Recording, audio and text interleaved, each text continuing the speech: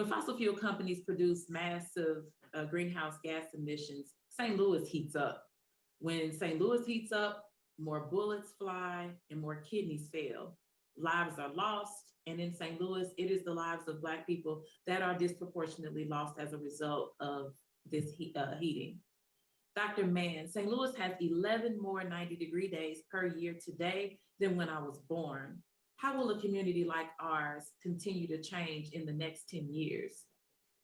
No, that's right. We're seeing a huge increase in the frequency of these extremely hot spells, temperatures above 90 degrees Fahrenheit, 100 degrees Fahrenheit. And if we continue on the course that we're on right now, if we continue with business as usual burning of fossil fuels, by the middle of the century, most of summer will feel like the hottest day that you experienced in your life.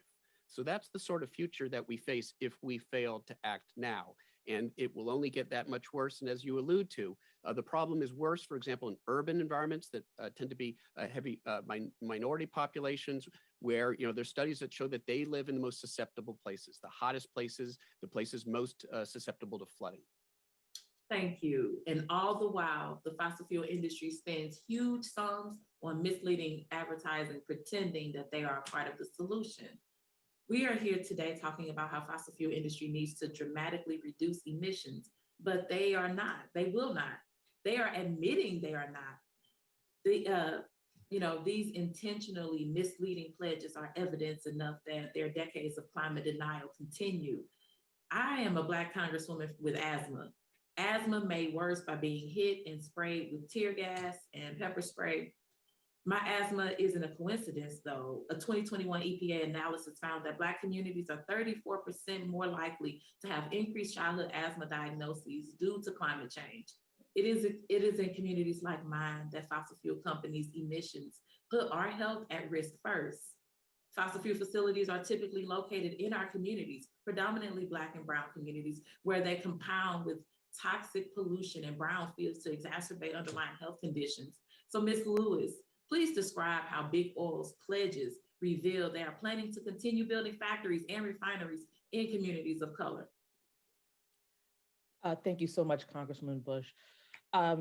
It's very, very clear that despite the pledges, the march towards increased infrastructure, fossil fuel infrastructure is planned, particularly around carbon capture and carbon sequestration, underground sequestration.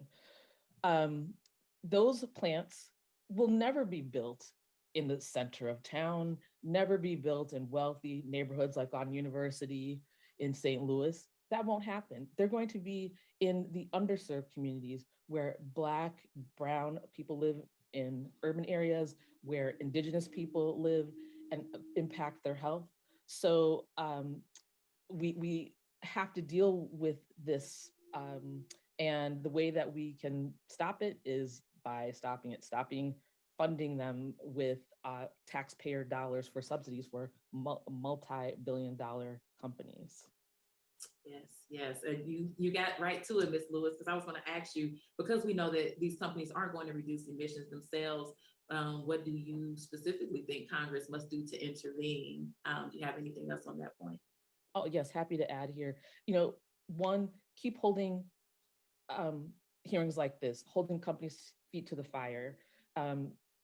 Also, I think that you have the capacity to speed up our transition toward a future of renewable energy. And that's really key to protecting these communities that are directly impacted by the harms of the fossil fuel industry. Yes, thank you. We know that Black folks are 40% more likely than other groups to live in areas where extreme temperatures driven by climate change will result in higher mortality rates. Structural inequity, environmental racism, and climate change have made our communities lethal environments. Communities like mine are suffering from the climate crisis right now. We will not wait around for the fossil fuel industry to intervene to stop their own environmental violence and racism that has continued for decades. Big Oil will continue to prioritize profits over Black lives until we intervene ourselves, which that's what we're doing. This investigation that the committee is undergoing right now, it is essential to the work to save lives. Thank you, and I yield back.